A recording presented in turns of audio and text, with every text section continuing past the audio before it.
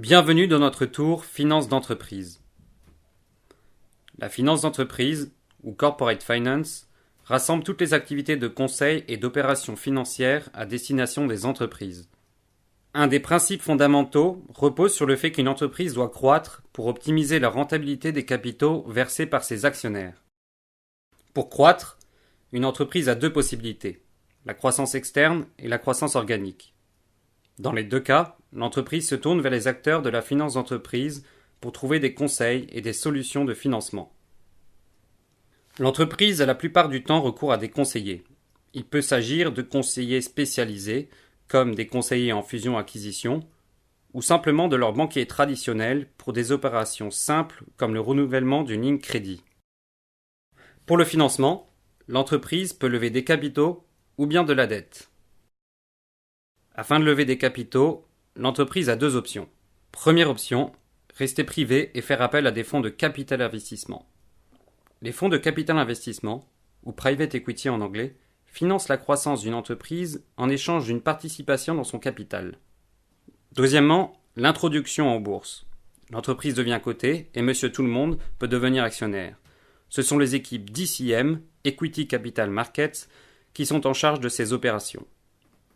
En ce qui concerne la dette, l'entreprise a trois options. Petit 1, lever une ligne de dette sur les marchés financiers ou chez des investisseurs spécialisés dans la dette.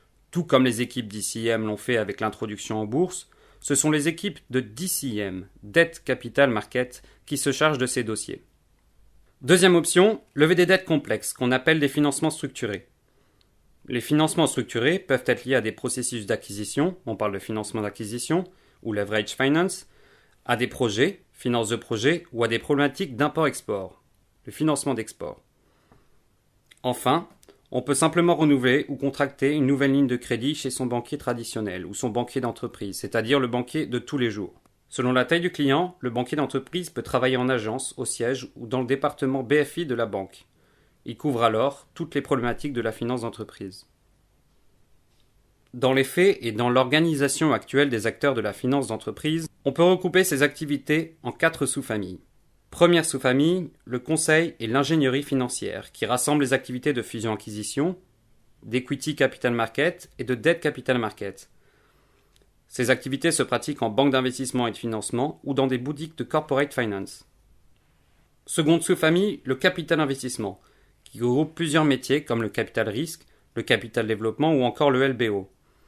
Ces activités s'exercent dans les fonds d'investissement et plus rarement dans les départements private equity des grandes banques.